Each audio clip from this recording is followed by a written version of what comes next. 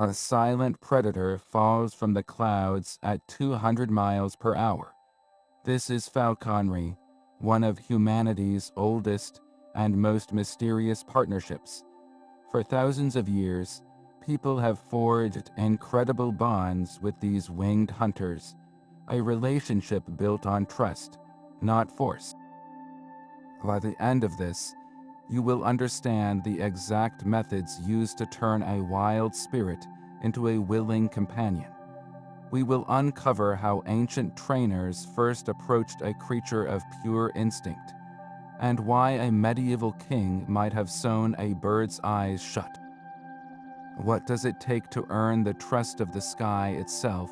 The origins of this partnership are lost in the dust of ancient empires. Over 4,000 years ago, on the vast Mesopotamian plains, the first bonds between human and falcon were likely forged out of sheer necessity.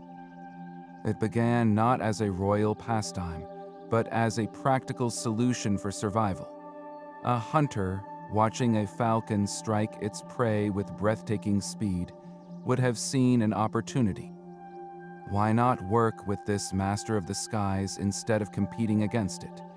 The earliest falconers were probably nomadic tribesmen who captured young birds and, through a process of patient acclimation, convinced them to hunt in cooperation.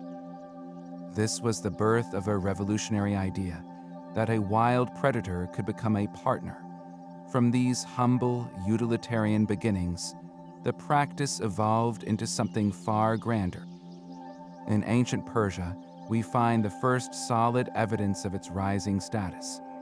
Archaeological digs have uncovered stone carvings and cylinder seals depicting falcons on the wrists of nobles, clear symbols of power and prestige. This was no longer just about putting food on the table. It was about demonstrating one's mastery over nature itself. The art of falconry began its journey from a survival skill to a revered tradition, a living symbol of the hunter and the hunted united by a thread of mutual respect. This profound connection would not remain in one region for long.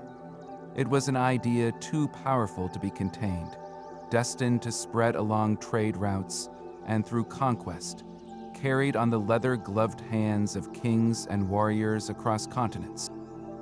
But this grand tradition always began with a single, critical choice. Before any training could start, a falconer had to select the right partner from the sky. This was not a simple decision. It was a profound commitment shaped by the bird's species, its age, and its very spirit. For a medieval emperor, the only acceptable companion might have been the geofalcon, a massive, snow-white hunter from the Arctic, a living symbol of power and rarity. Its sheer size and strength made it the ultimate status symbol, a bird reserved for royalty. More common, yet no less magnificent, was the peregrine falcon, the jet fighter of the avian world. Prized for its breathtaking stoop, that 200-mile-per-hour dive, it was the quintessential hunter for nobility across Europe and the Middle East. And for the less affluent, or for those hunting smaller game, there was the merlin, a compact, fiercely agile falcon, a pocket-sized predator capable of incredible turns of speed. But the choice went far beyond species. A falconer would then consider the bird's age and origin. An eyas, a chick taken directly from the nest, was often viewed as the easiest to train. It was a blank slate, imprinting on its human keeper and accepting them as its parent. Yet some falconers disdained this method, believing it produced a dependent, less spirited bird. They instead prized the passage hawk, a wild adolescent captured on its first migration. This bird was a fully formed hunter, its instincts sharpened by a season in the wild. Taming a passage bird was a far greater challenge, a test of a falconer's true skill, but the reward was a partner of unmatched independence and prowess. The falconer's first step was a deep calculation of character, a gamble on a wild heart, setting the stage for a partnership that could last for years. The moment of capture was a delicate and dangerous ballet. With the perfect bird chosen, the falconer had to coax it from the boundless sky into human hands, a task demanding immense patience and a deep understanding of the wild mind they sought to engage. One of the most common tools was the dechogaza, a nearly invisible net of the finest threads, stretched taut between two poles in an open area. The falconer would use a live pigeon or another bird, tethered as a lure, its fluttering movements creating an irresistible spectacle. The falcon, seeing an easy meal, would dive in a blur of speed, only to become gently entangled in the soft mesh. The skill was not in the snare itself, but in the immediate response. A falconer had to rush forward, not with frantic energy, but with a calm and steady purpose. Their hands had to secure the bird's powerful talons and still its beating wings without a single moment of panic, for a frightened bird could injure itself or lose the very spirit the falconer hoped to preserve. Other methods included the bow net, a clever contraption set on the ground and triggered by a hidden line, snapping shut to safely envelop the bird. Each technique was a test of the human, not the hawk. It was a first lesson in the relationship to come, proving the falconer was not a brute force to be feared, but a persistent, calculating presence. The goal was always a capture without a scratch, a capture that left the bird's pride and wild essence intact, ready for the next, even more challenging phase. A captured falcon's world now shrank to a single, carefully crafted room. This was the Mews, a sanctuary designed not as a cage, but as a place of quiet recovery and adjustment. Its design was a testament to the falconer's understanding. Thick stone or wooden walls ensured silence and a stable temperature, shielding the bird's keen senses from the chaos of the outside world. The space had to be large enough for the bird to stretch its wings fully from its perch, a simple yet vital allowance for its dignity and physical health. Every detail was considered, from smooth walls that prevented damage to growing feathers, to a floor of clean sand or gravel that was easily raked, keeping pests and disease at bay. This was not a prison. It was the first and most crucial step in building trust, a silent promise of safety from its new human partner. But a life spent entirely indoors would break a creature of the wind. Adjacent to the Mews was the weathering ground, a securely fenced outdoor area that served as the falcon's sitting room. Here, perched on a simple wooden block, the bird would spend its days. This was where it would feel the sun on its back and the wind through its feathers, becoming gradually accustomed to the sights and sounds of its new home, the falconer's residence. The constant, gentle exposure to human activity at a distance was a form of passive training, teaching the bird that people were not a threat, but simply a part of the landscape. This careful balance between the secure solitude of the Mews and the controlled exposure of the weathering ground formed the bedrock of the entire relationship. Without this foundation of care and comfort, no training could ever truly begin, for you cannot ask a terrified, unsettled creature to learn. You had to first provide it with a home. Yet this new home was only the beginning. To bridge the gap between a wild captive and a willing partner, the falconer relied on a set of tools, each one a masterpiece of quiet design. The most iconic of these was the hood, a small leather cap that gently shielded the bird's eyes. At first glance, it might seem restrictive, but its true purpose was the opposite, to create peace. In a world of overwhelming new sights and sounds, the hood offered a sanctuary of darkness, calming the bird's racing instincts and preventing panic.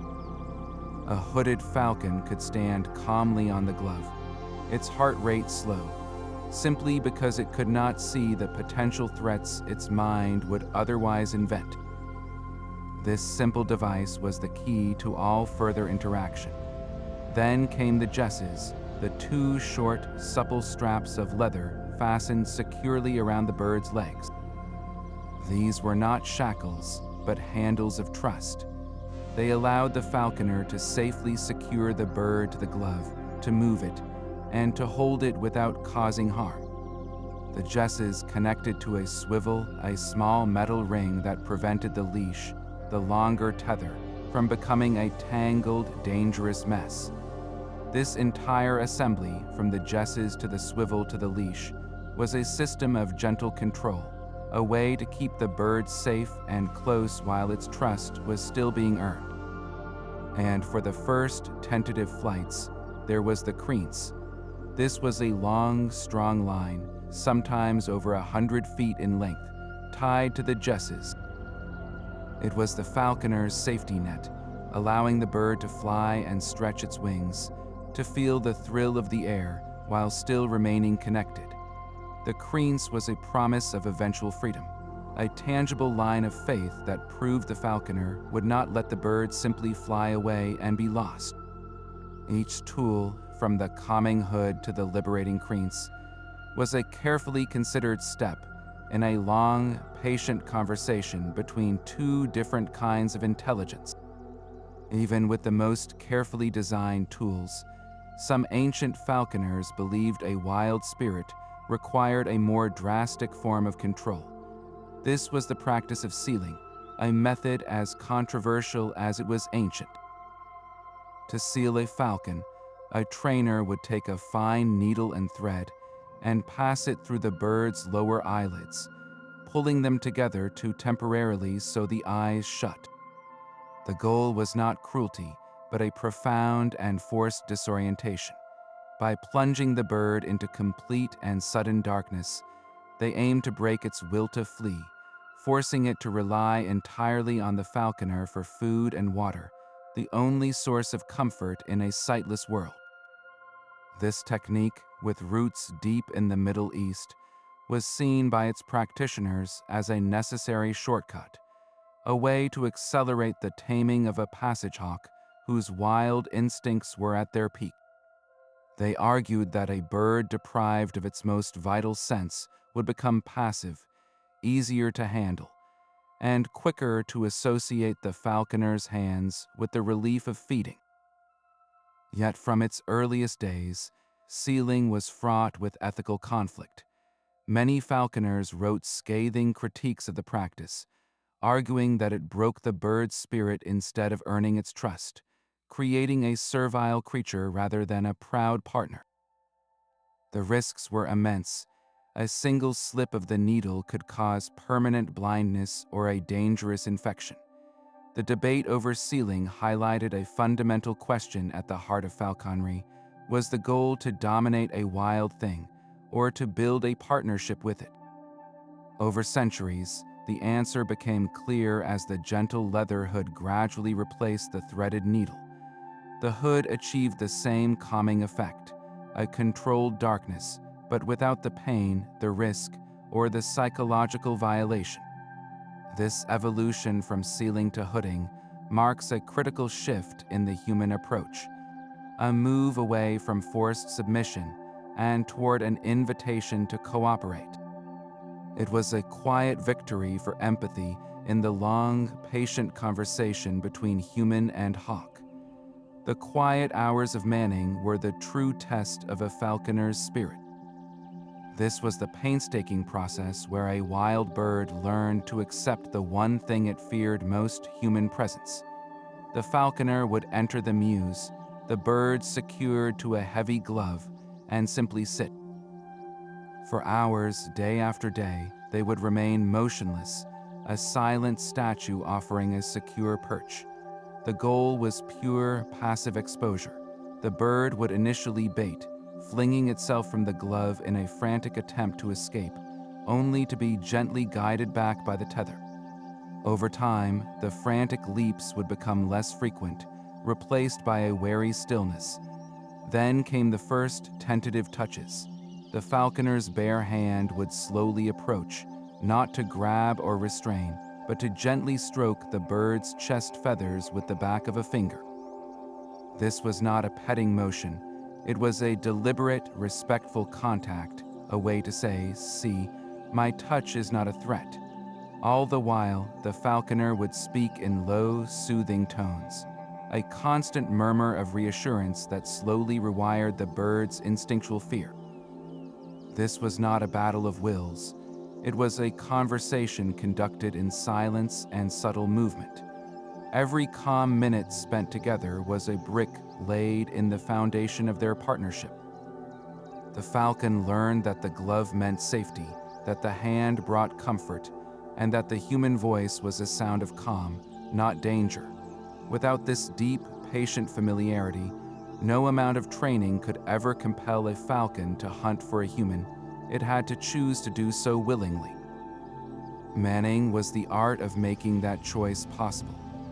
With the bird calm and confident on the glove, the next step was to teach it the language of the hunt. This communication hinged on a single, vital object, the lure. More than just a tool, the lure was the very heart of the partnership, a symbolic prey that bridged the gap between human command and falcon instinct.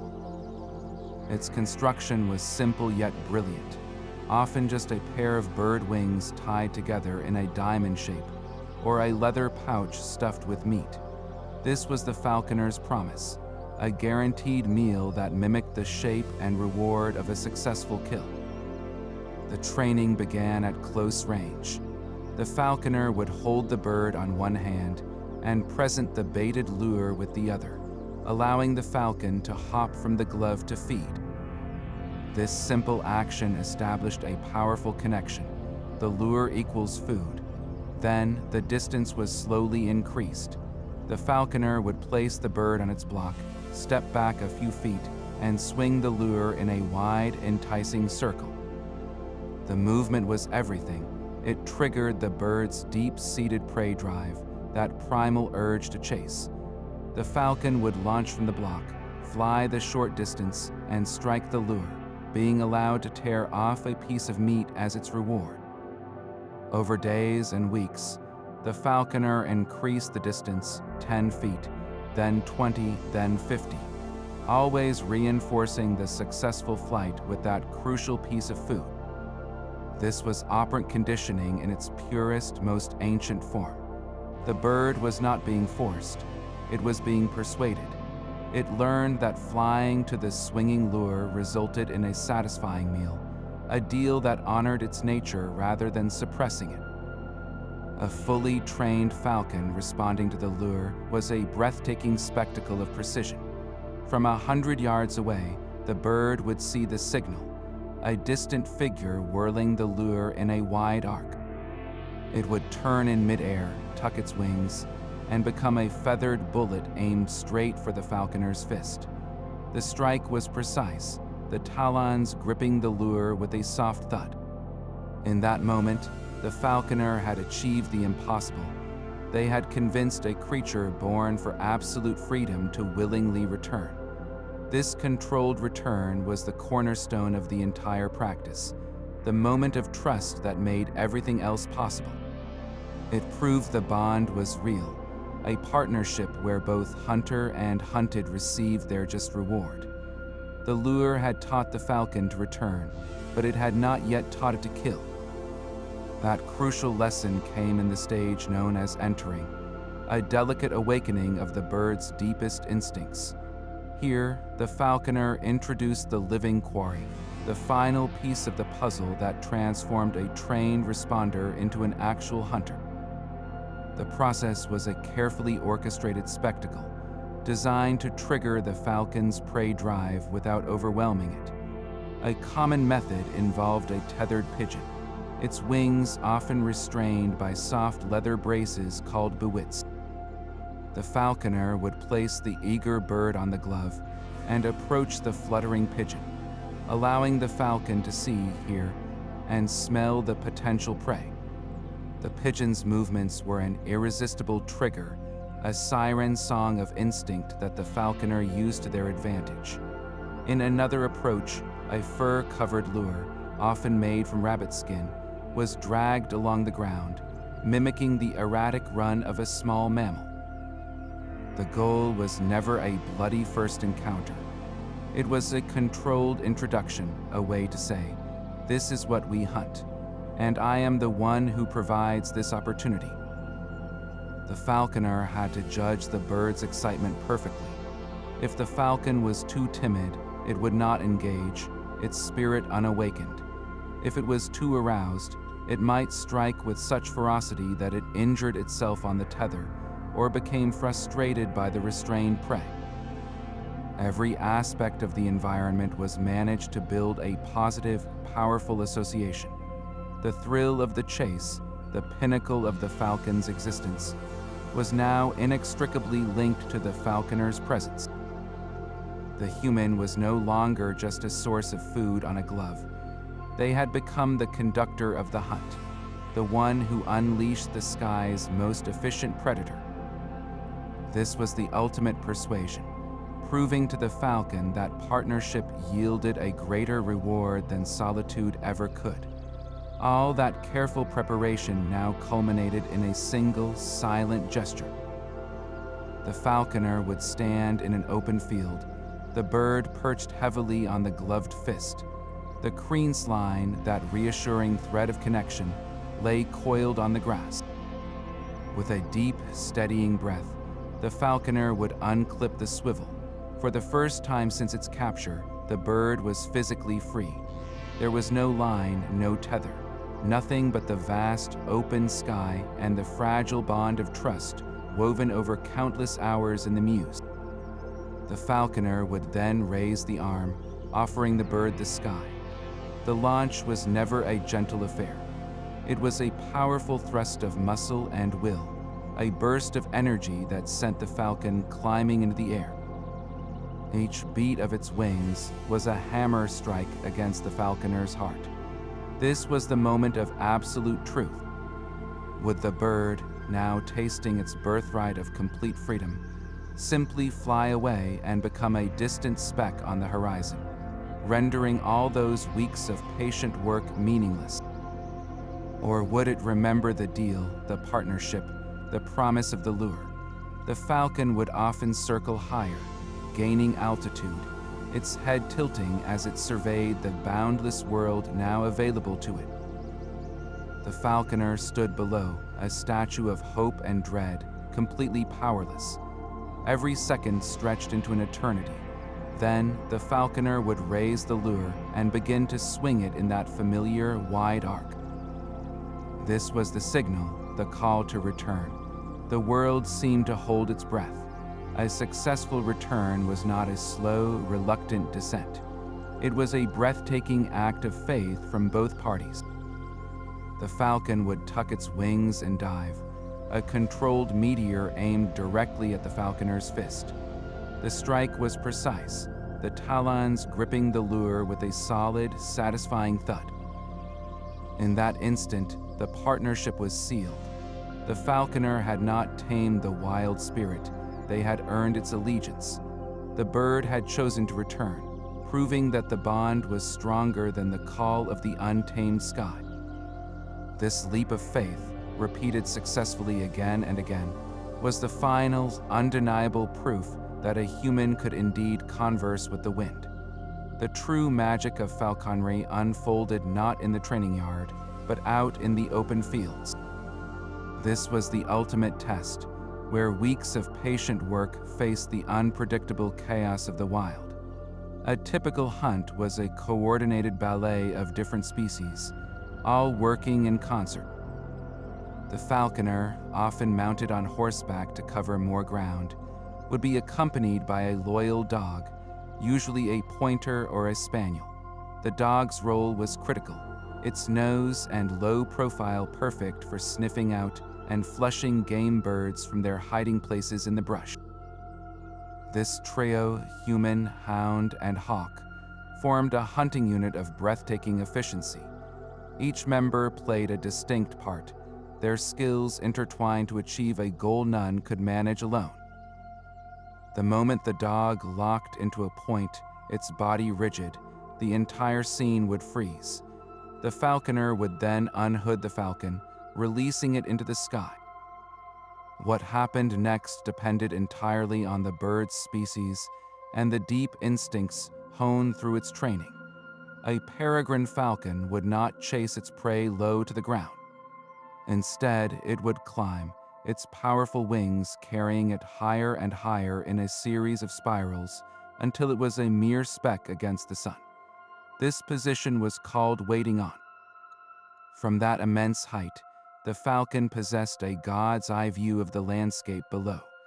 When the falconer signaled and the dog flushed the quarry, a covey of partridge bursting from the grass, the peregrine would fold its wings and transform into a living missile. Its stoop was a controlled fall from the heavens, a direct line of death so fast it was often over before the human eye could fully register it. In stark contrast, a goshawk, a bird built for power and agility in dense woods, employed a completely different strategy. It would fly from the glove at a low altitude, using cover to its advantage, and pursue its target with relentless, ground-hugging speed. It was a sprinter to the peregrine sniper, relying on sudden bursts of acceleration and sharp turns to run down its prey in a breathtaking display of low-flight pursuit. In both styles, the culmination was the same, a successful strike. But the hunt did not end there for the partnership. The trained falcon would mantle over its catch, spreading its wings to shield the prize, and the falconer would approach not as a thief, but as a partner. They would reward the bird with a choice piece of meat from the lure, a fair trade for the meal it had just provided. This was the final proof of the symbiotic bond.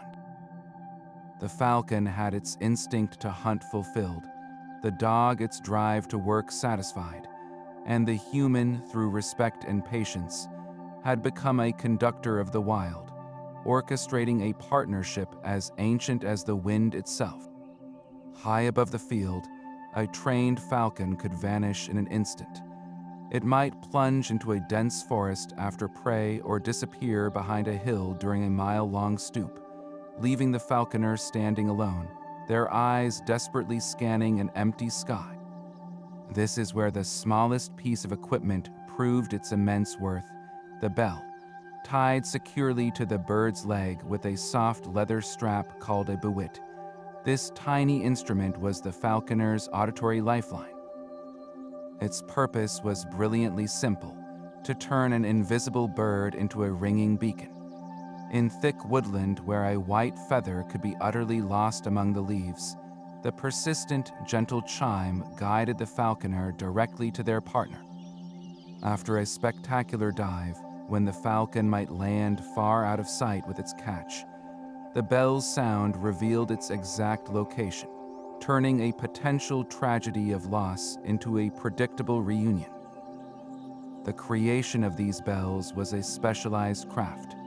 Artisans often forged them from thin, resilient metals like brass or copper, hammering them into perfect hemispheres that would produce a clear, high-pitched tone.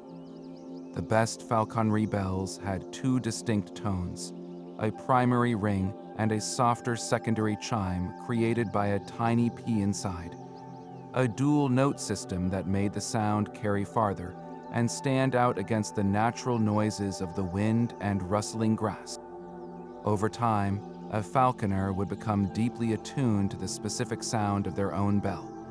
They could recognize its unique pitch in a cacophony of forest sounds, a familiar and comforting signal that their partner was near, even if they remained unseen.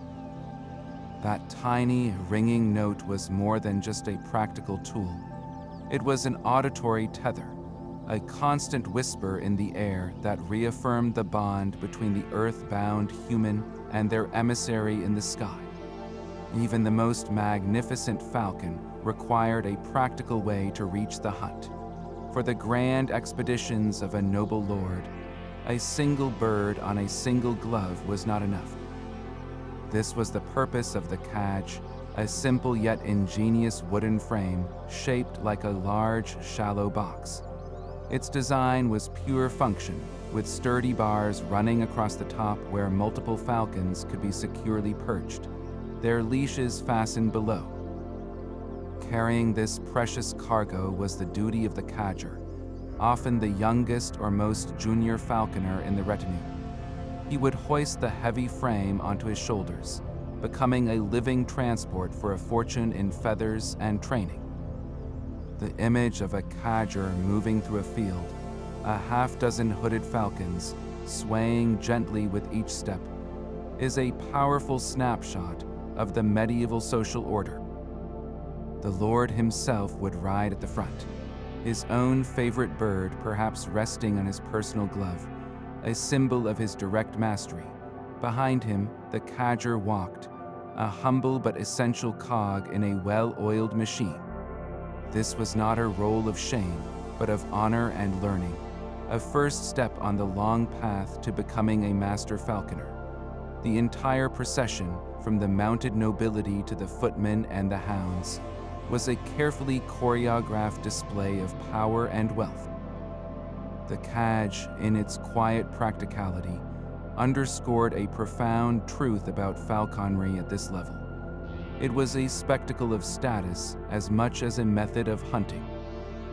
The ability to field a dozen specialized birds, each requiring a dedicated keeper and years of training, was a public announcement of one's resources and influence. The hunt itself was the climax, but the journey to the field was the pageant, a mobile theater where every person, every hound, and every bird on the cadge had a designated place in the intricate hierarchy of the hunt. This intricate hierarchy of the hunt was a mirror of the entire medieval world. In Europe, falconry transcended sport to become a rigid, legally enforced language of power. The very bird on your glove announced your place in society, a feathered herald of your noble blood or your common birth. Sumptuary laws across the continent explicitly dictated who could fly which falcon, creating a winged caste system. An emperor or king held the sole right to the majestic gerfalcon, its Arctic origins and immense size reflecting his supreme authority. An earl or a duke might be permitted the peregrine, while a yeoman farmer was restricted to the smaller kestrel or the humble sparrowhawk.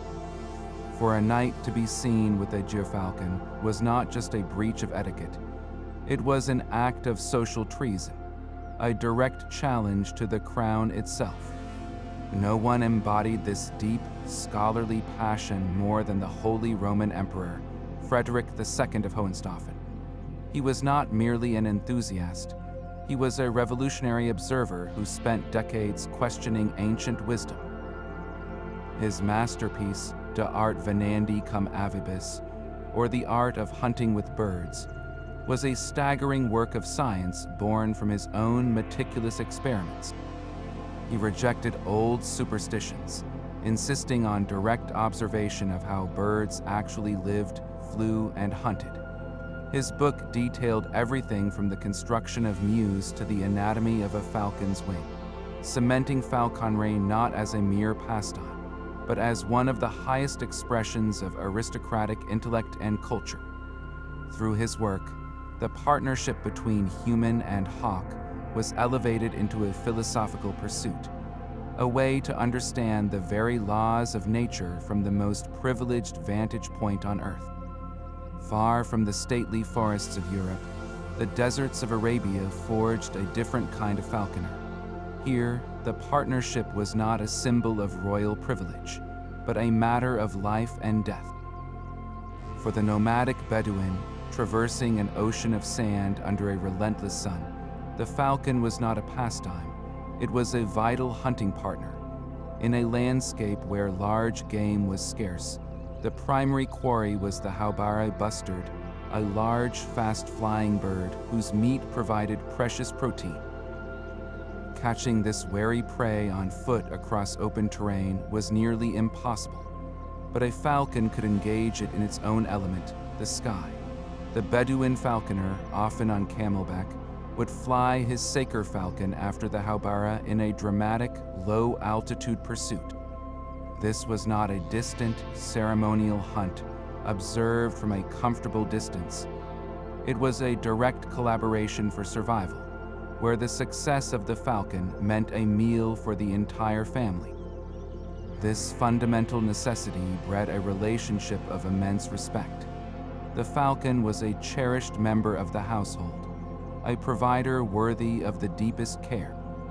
It was often fed the choicest cuts of meat and given a place of honor inside the family tent, sheltered from the harsh desert nights. This profound reverence has never faded. Today, in the modern nations of the Gulf, the falcon is more than a bird. It is a living emblem of heritage, endurance, and identity. Its image graces national emblems, currency, and the logos of major corporations. The traditional sport of falconry is passionately preserved, a tangible link to a past where human and hawk relied on one another for their very existence in the vast, silent desert. The Mongol horde moved like a force of nature, and their chosen companions mirrored that untamed spirit. On the vast, windswept steppes, falconry was not a gentleman's art, but an extension of the Mongol way of life, a vital skill woven into the fabric of their nomadic existence and their terrifying military dominance. The great Khans understood power in all its forms, and they recognized a kindred hunter in the falcon. These rulers maintained sprawling falconry establishments that were essentially mobile cities of feathers and leather, traveling with the court.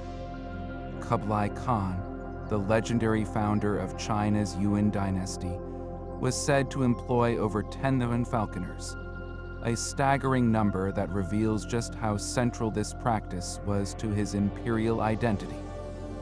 His grand hunting expeditions were not minor affairs. They were massive, organized campaigns mirroring his military strategies. Thousands of participants would form a vast ring, sometimes spanning 50 miles across, slowly driving every manner of game inward. At the center stood the Khan, and at his signal, his falcons would be released to strike the panicked animals trapped within the human wall. This was hunting as a demonstration of absolute control over men and nature, a spectacle designed to showcase the Khan's dominion from the grass of the steppe to the heights of the sky.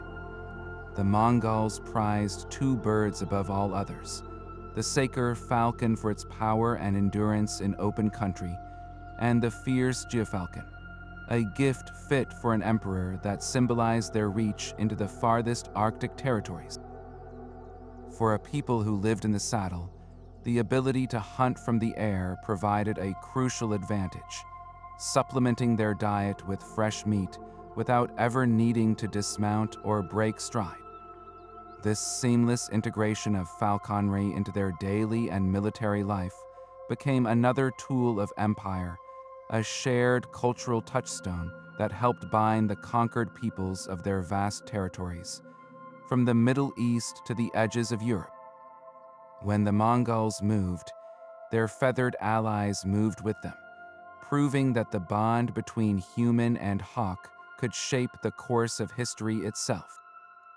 Across the sea, the samurai class forged a falconry tradition as disciplined and aesthetic as the warrior code they lived by.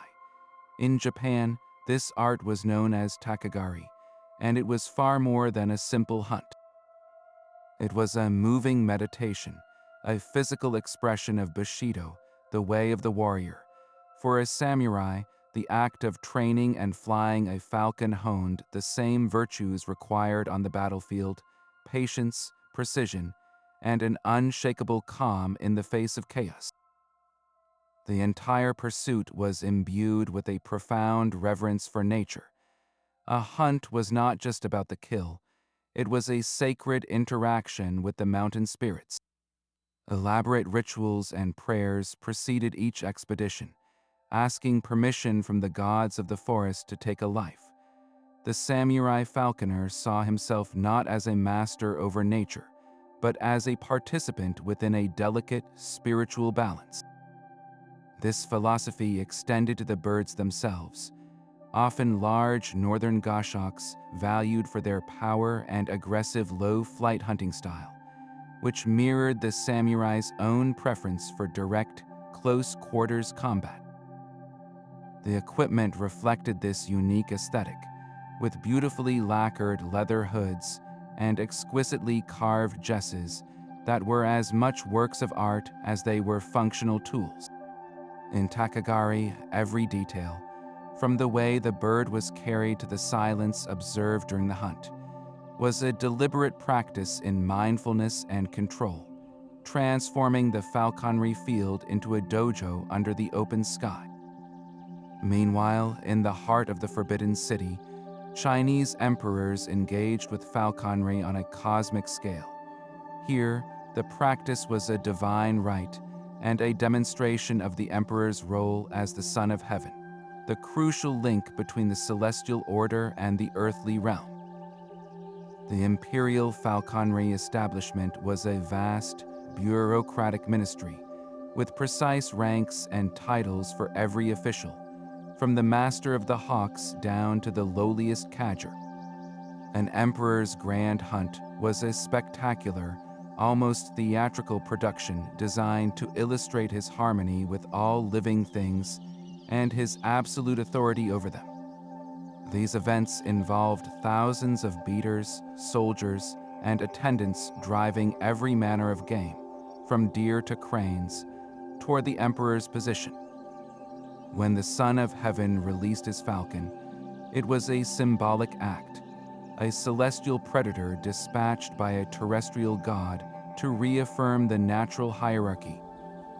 The Chinese aesthetic favored a more indirect, almost poetic form of control compared to the samurai's intense focus. Falcons were flown from ornate, pavilion-like stands, and the birds were admired as much for their graceful bearing and beautiful plumage as for their hunting prowess. The philosophical approach was deeply rooted in Confucian principles of order and Taoist concepts of effortless action. A perfectly trained falcon that returned without coercion was a living example of Wu Wei, the ideal of acting in effortless harmony with the natural world. The same fundamental partnership between human and hawk, which served practical survival in the desert and social order in Europe, was here refined into a grand, symbolic performance of imperial power and cosmic balance. A falcon's flight depends on the perfection of every single feather. A single broken shaft could ground a master hunter for months, waiting for the next moult. But master falconers refused to accept such a loss, developing an ingenious surgical art known as imping. This was not merely a repair, it was a precise restoration of the bird's very ability to fly. The process began with a carefully curated library, a collection of perfect feathers meticulously saved each year as the bird molted. These were sorted and stored, each one a potential spare part for a future emergency. When a primary flight feather was damaged, the falconer would select an identical replacement from this collection, matching the type, size, and curve with an expert's eye. The true skill came in the join. The falconer would first trim away the broken section of the feather shaft, creating a clean, angled cut. They would do the same with the donor feather, ensuring both cuts were perfectly mirrored. Then, using a hand-whittled peg of the hardest wood, often bamboo or boxwood, they would insert this tiny splint into the hollow core of the two shafts. The fit had to be exact, snug enough to hold firm but not so tight as to split the delicate keratin. A special adhesive, historically a hide-based glue or beeswax, was applied to seal the joint. The final step was one of breathless patience. holding the two feather sections perfectly aligned until the adhesive set, fusing the old and the new into a single, seamless whole. When done correctly, the repair was virtually invisible, and more importantly, it restored the feather's aerodynamic integrity completely. The bird could return to the sky within days, its hunt uninterrupted. This remarkable procedure reveals a level of care that borders on the veterinary, a deep, practical commitment to the well-being of a partner. It proves that for these master falconers, maintaining the bond was not just about training the mind, but about preserving the very instrument of flight itself. A falcon's partnership was never a one-time achievement. It was a living bond, renewed each day through a meticulous and unending ritual of care. The bird's entire life now followed a strict regime governed by a single, delicate variable, its weight. This was the falconer's most critical daily calculation. A bird carrying even a fraction of an ounce too much fat would feel complacent, seeing no reason to work for the falconer when it was already full. It would simply sit on a high branch and ignore the lure, its hunting spirit dormant. But a bird flown even slightly too light was in genuine danger, becoming weak, susceptible to illness, and potentially too desperate to obey, risking its own health in a frantic search for food. The perfect balance between these two extremes was a state known as yarak. This was not merely hunger, it was a razor's edge of keenness, a metabolic and mental sharpness where the falcon's entire being focused on the hunt. You could see yarak in the bird's posture, an alert, eager stance on the glove, its eyes bright and constantly scanning for movement. You could hear it in a certain high-pitched call of excitement when the lure appeared. A falcon in yarak was a perfectly tuned instrument, ready to fly not out of forced obedience, but from its own awakened desire. To achieve this daily, the falconer became a master of the scale. Each morning began with the cast, a small, solid ball of indigestible material like compressed feathers and bone, coughed up by the bird from the previous day's meal. Finding a healthy cast was the first sign of a well-functioning digestive system. Then the falcon was weighed on a small, precise balance.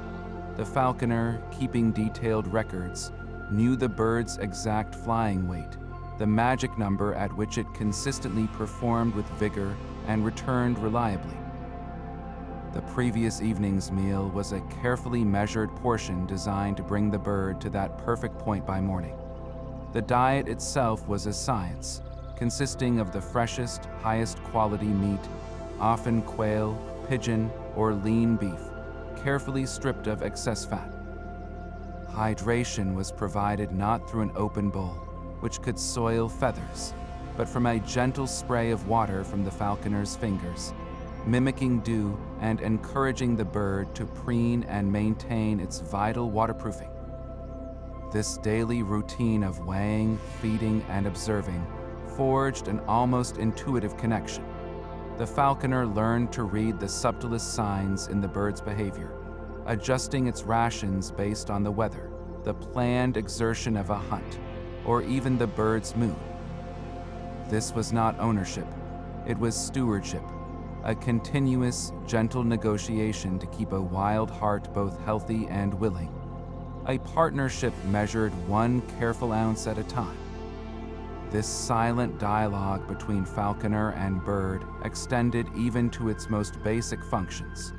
The practice of reading the mute, the falcon's droppings, was a daily ritual of diagnosis, a way to listen to the inner workings of a creature that could not speak of its ailments.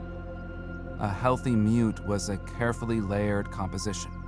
The white portion, the uretes, should be a pure, chalky white, indicating proper kidney function. The darker, solid fecal matter should be firm and well-formed, a sign of efficient digestion. A falconer would examine this waste with the focus of a physician, for any deviation was a message. If the urets took on a yellowish or greenish tint, it could signal dehydration or an infection. A watery, loose consistency in the brown portion pointed directly to digestive trouble, perhaps from spoiled meat or an internal parasite. The presence of undigested feathers or bone fragments was a good sign, evidence of a healthy cast in the making, but the wrong color or smell could reveal a problem days before the bird ever showed outward signs of lethargy or loss of appetite. This was preventative medicine centuries before the term existed. A master falconer, through years of observation, developed an intuitive map of his bird's health. He knew that a certain change in the mute's appearance, following a meal of quail versus pigeon, was normal, and that another, more subtle shift was a cause for immediate concern. He could adjust the bird's diet, increase its water intake, or provide specific herbs based solely on this evidence. This intimate knowledge forged a bond that went beyond the glove and the lure. It was a guardianship that understood the falcon's body as well as its spirit, a silent language of care written in the most unexpected of places. That silent language of care was not learned overnight. Behind every master falconer stood years, often a decade or more, of unwavering dedication from an apprentice. This path was not one of instant glory but of profound humility, a life of service that began with the most basic and unglamorous tasks. A young boy, perhaps only 10 or 12 years old, would be entrusted to a master. His world would immediately shrink to the daily rhythm of the muse. His first duties were those of pure maintenance, the foundation upon which everything else was built. He would rise before dawn to rake the sand floors, ensuring they were clean and dry to prevent mold or parasites. He would spend hours meticulously preparing the bird's food, chopping lean meat into perfect, bite-sized portions, his hands learning the textures and smells of a proper falcon's diet long before he ever held one. He was the keeper of the equipment, responsible for softening new leather jesses with neat's foot oil, polishing metal swivels to prevent rust, and repairing any tiny tear in a precious hood. For years, the apprentice's entire existence revolved around the bird's well-being, while he himself remained at a respectful distance. He would observe the master during manning, watching the hypnotic patience required to calm a wild gaze. He would stand silently during lure training, internalizing the precise swing and rhythm that called a falcon home. But his own hands were reserved for the work of support, not the art of flight. This prolonged period of menial labor was a deliberate and essential filter. It weeded out those drawn by the romance of the hunt, but lacking the substance for its reality. It taught discipline, observation, and, most importantly, it instilled a deep, non-negotiable respect for the creature at the center of it all. The apprentice was not just cleaning mews, he was learning that the privilege of partnership was earned through relentless, unseen effort. Only after he had proven his patience, his consistency, and his quiet devotion would the master finally, perhaps on a cold morning after years of service, gesture him forward and place a hooded bird upon his own glove for the very first time. That single, transcendent moment was the reward for 1,000 days of thankless work, a silent initiation into a bond that defined a lifetime. This ancient partnership, however, would soon face threats it could never outfly. The elegant dance of falconry began to falter as the world industrialized, and the first blow came from the barrel of a gun. The widespread adoption of firearms offered a devastatingly efficient alternative to the trained hawk. Why spend years patiently building trust with a falcon when a single musket ball could bring down a deer? Hunting was democratized, no longer requiring the immense skill, time, and resources of falconry. This shift was accelerated by sweeping changes on the land itself. Across Europe, the enclosure laws systematically fenced off the vast open fields and common lands that had been the traditional hunting grounds for centuries. Where a noble once rode free with his falcon, there were now private estates and cultivated plots. The very landscape that made falconry possible was disappearing, parceled up and sold off, leaving no room for the soaring stoop of a peregrine. Then came the relentless tide of the Industrial Revolution, which pulled people from the countryside into crowded, smoky cities.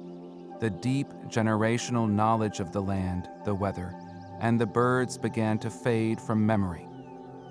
Falconry, once the pinnacle of aristocratic culture, was becoming a forgotten relic, a beautiful but impractical art in a world now obsessed with speed and machinery.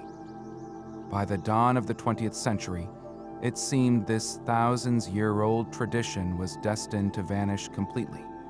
Yet a handful of devoted individuals refused to let the flame die out. In Germany, a man named Renz Waller emerged as a pivotal figure in this quiet rescue mission. An artist and a passionate falconer, he saw the art slipping into obscurity and dedicated his life to its preservation. He wrote extensively, sharing his knowledge with a new generation, and perhaps most importantly, he worked tirelessly to breed falcons in captivity.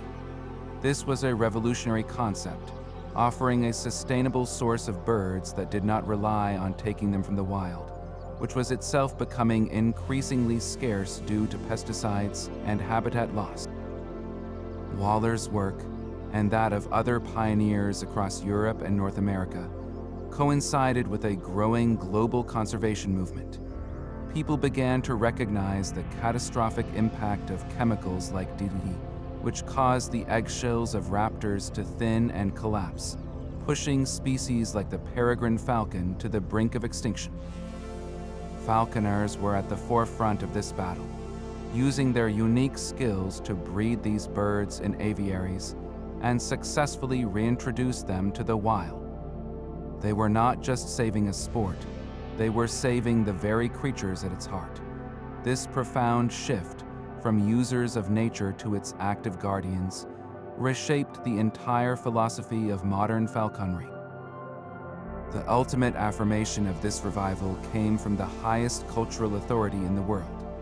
In 2010, UNESCO declared falconry an intangible cultural heritage of humanity. This was not merely an award, it was a global promise.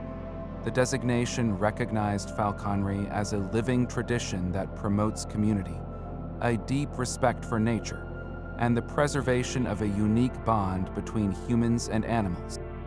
It acknowledged that this was not a dusty artifact from a museum, but a vibrant practice shared by a global community from the deserts of Arabia to the mountains of Mongolia.